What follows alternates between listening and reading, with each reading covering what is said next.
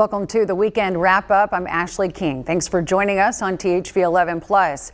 We start with a warning about fires across central Arkansas. As the state fire marshal's office tells us, simple steps could have prevented several recent deaths. THV 11's Maya Ellison shows us what's behind the rise and what you can do today to possibly save a life. The past 2 weeks, there have been 2 fatalities caused by fire, pushing the average to 1.3 fatalities per week. Officials say it's part of an alarming trend, as they say these numbers have already surpassed last year's total. If you don't have a smoke detector in your home, you're putting yourself and your family in danger. Eddie Anderson is the Community Risk Reduction Specialist for the Arkansas State Fire Marshal's Office. He says they've noticed some concerning numbers when it comes to fire fatalities. Last year we were at 27 for the whole year, and this year we're at 34.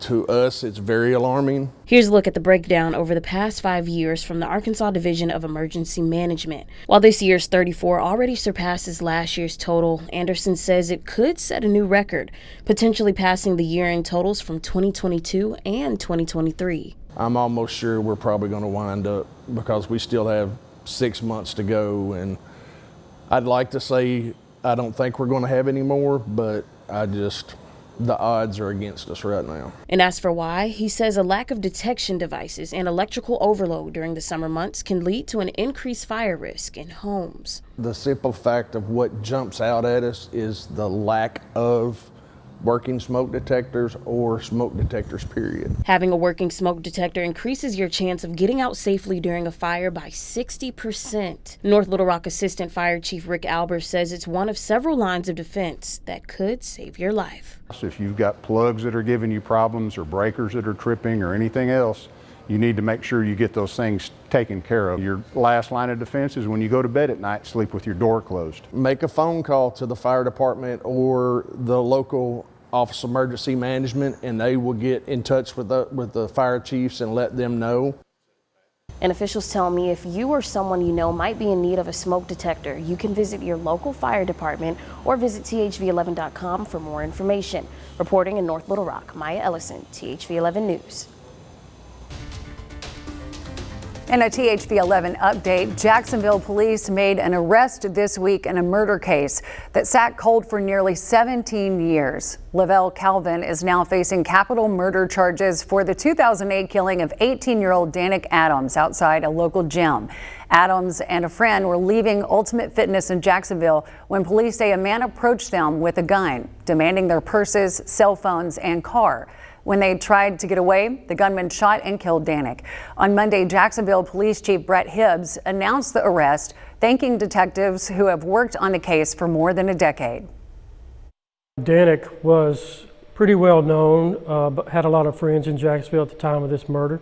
And there's a lot of people that have kept up and wanted an arrest to be made in the last 16 years. And so it's important to us to make the arrest, but also there's a lot of people that remember her.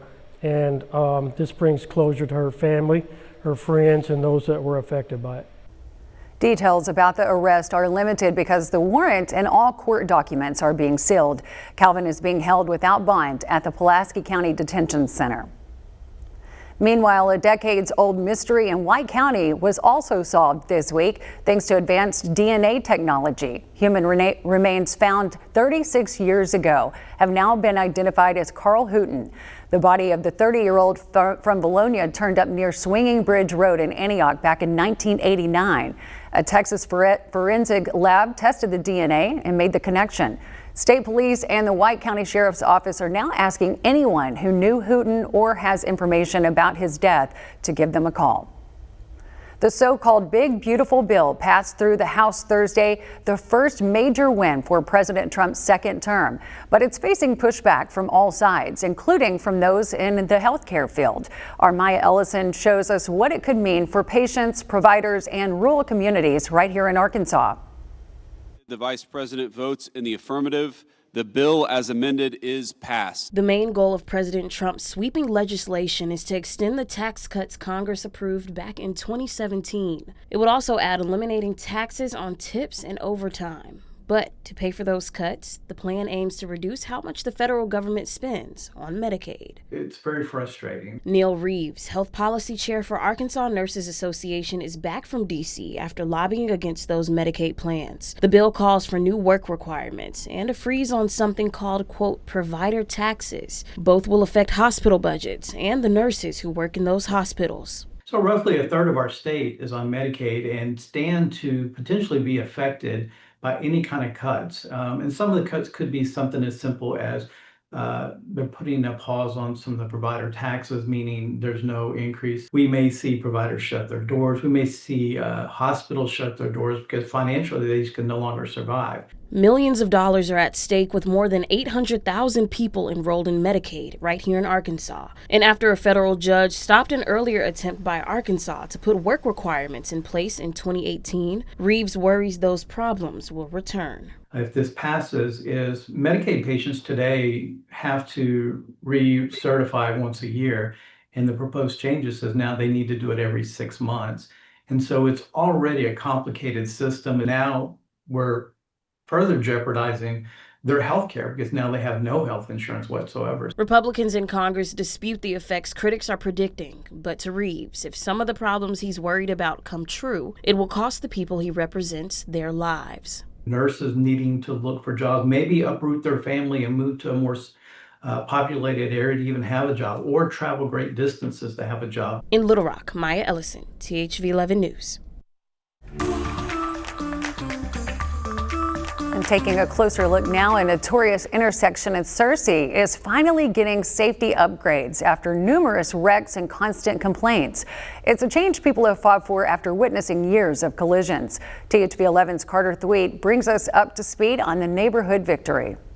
Since the first of this year, we've had 5 accidents at that intersection. Those numbers according to Lieutenant Todd Wells with the Cersei Police Department. Every officer that patrols and takes calls and responds to accidents, they know that intersection well. But the officers aren't the only ones familiar. Clayton Harlan owns Dale's Clothing right in front of the intersection, and his security camera has captured accident after accident after accident over the years. Over the course of the past 2 years since we've really been here, we've probably collected, I would say, at least 12 to 20 wrecks right there. One wreck from 2018 involved Emily Osborne, who tells me she was hit when someone ran a stop sign. A green pole at the intersection still bent from Emily's car. It's been dangerous for years. I have a family friend that also wrecked right here, totaled her Jeep Compass. But as of this week, the intersection looks a little different. What was a 2-way stop is now 4, with warning signs and flashing lights. It definitely will cut down on that accidents. A lot of ambulances stopped there, a lot of fire department people there, and it's just a busy intersection that needed it. Emily hopes as the town continues to grow, safety will continue to be a priority. I just think it's really nice that Cersei's really working on putting in some safer areas for people to drive through because our town's growing and there's more traffic and it's safe. And that's not the only big change coming for Cersei. They're also getting an Aldi. The company announcing plans for a new store on the BB Caps Expressway next to Casey's, with construction beginning this month. The store is expected to open by early next year. And a new study ranks how cities in Arkansas do when it comes to being bike friendly. THV 11's Brooke Buckner shows us what's being done to improve our roads and the environment for local cyclists. In a new study from People for Bikes, Arkansas's capital city falls right in the middle of a statewide list for being considered bike friendly. Now, this study focuses a lot on speed limits, and the city's bike pedestrian coordinator tells me adjusting these limits even just a little bit could improve Little Rock's rating. If you look at the map on People for Bikes, it's all red in Little Rock. If you look at Fayetteville's, it's going to be all blue. It flipped. It was like a sea change. And the reason for that is those side streets all went from 30 miles an hour to 20 miles an hour. Little Rock's bike pedestrian coordinator John Landusky says if we did the same here, Little Rock could significantly rank better. According to the 2025 ratings, you'll see Fayetteville is ranked number 1, and Little Rock falls at number 11 on the list out of the 22 Arkansas cities included. Pine Bluff and North Little Rock have the poorest rankings in the central Arkansas area. But Landusky says this study doesn't take as deep of a dive as others do. That number is poor, but it doesn't reflect all the things that we have done and are doing. Like installing neighborhood greenways. You install signage that says it's a neighborhood greenway, wayfinding signage, pavement markings, and reduce those speeds to maybe 25 or 20 miles an hour. It's just a way to highlight that this is a street that prioritizes people walking and biking. Even for the cities ranked higher on the list, like Conway at number 6, the work to improve isn't stopping. Trying to connect different parts of the community, whether it's east and west, north and south. Also connecting major things like the colleges, schools, hospitals. Conway's bike and pedestrian coordinator Terry Coddington says there's a lot of potential, not just for his city, but for Central Arkansas as a whole. Eventually you'll see Little Rock connecting to Mayflower, Maumelle, and then Conway connects to those, and then eventually you'll be able to ride from Conway all the way to Little Rock to Hot Springs. And when you do that, then obviously tourism comes into play, recreation, but it also affects the alternative transportation, getting people to and from work. Brooke Buckner, THV 11 News. And coming up next on your weekend wrap up, some of the biggest national headlines from this week, including a dad's daring dive off a cruise ship to save his kid.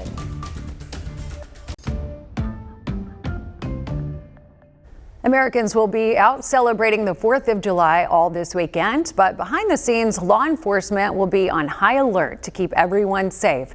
And they're using the same technology we have here in Arkansas. Nicole Skanga shows the security measures. This real-time crime center is the hub of police operations in Fairfax County, Virginia. July 4th is one of those holidays where it's all hands on deck. Chief of Police Kevin Davis calls July 4th his Super Bowl.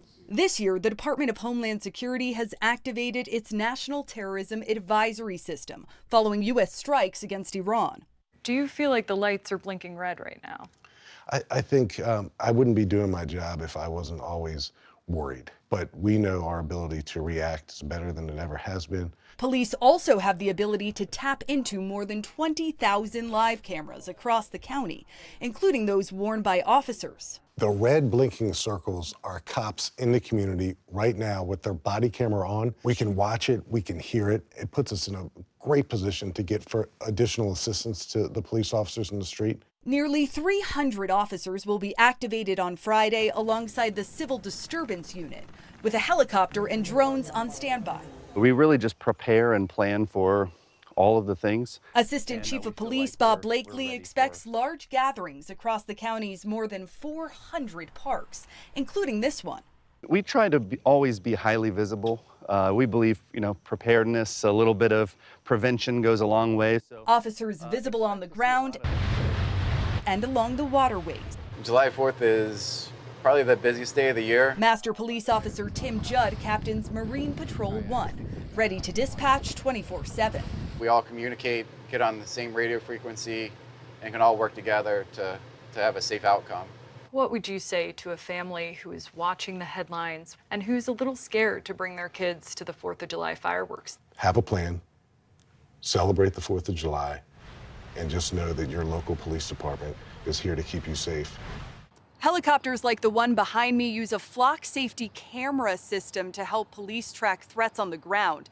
These can identify the color, make, model of a car, even read the license plate from the sky. Nicole Skanga, CBS News, Fairfax, Virginia.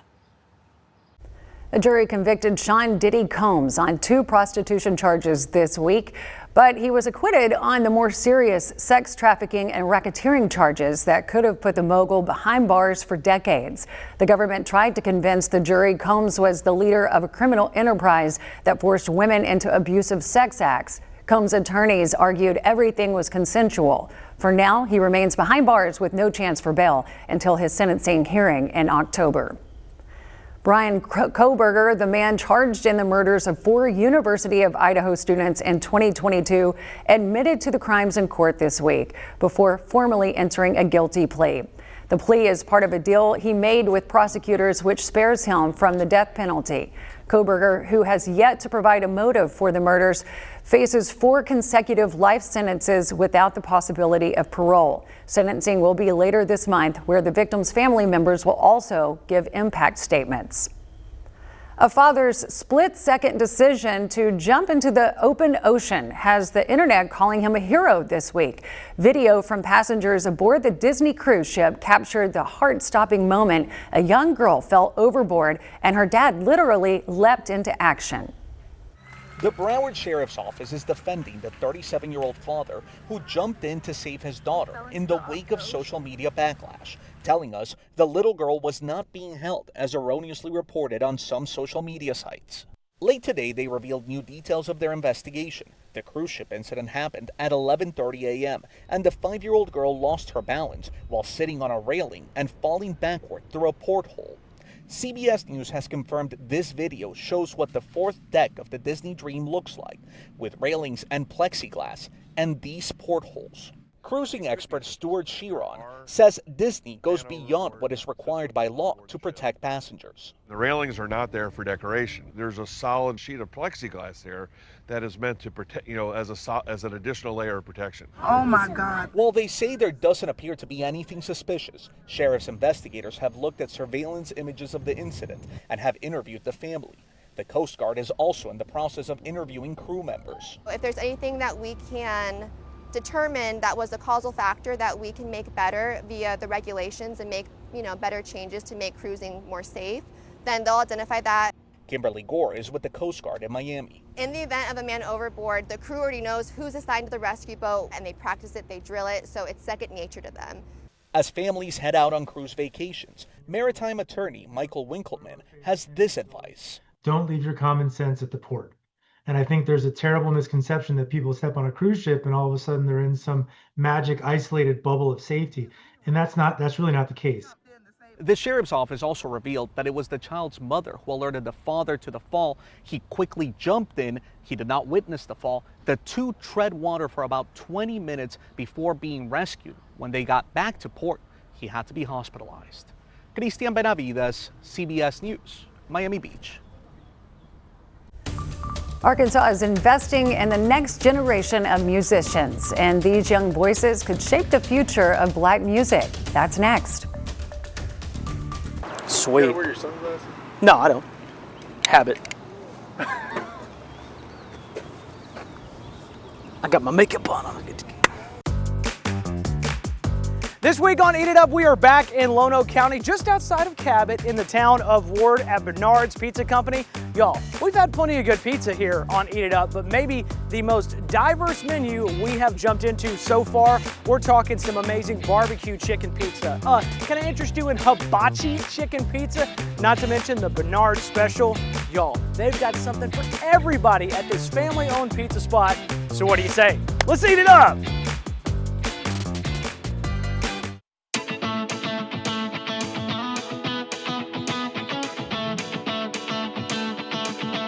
We opened in '96, his dad and mom opened it up, and then they were a franchise, and then in 2012 he took over, and then not long after that we got together. In 2020 we decided that we wanted to do our own thing, so we went independent and then became Bernard Pizza Company.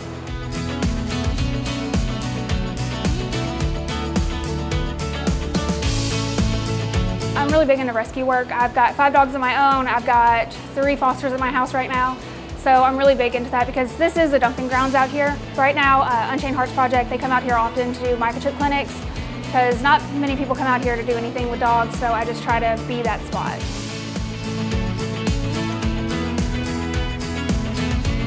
Cannot go cheap when it comes to ingredients, and also I think the main thing that separates us is the fresh dough. We make our own dough, never frozen. Probably our most popular thing is the hibachi chicken pizza.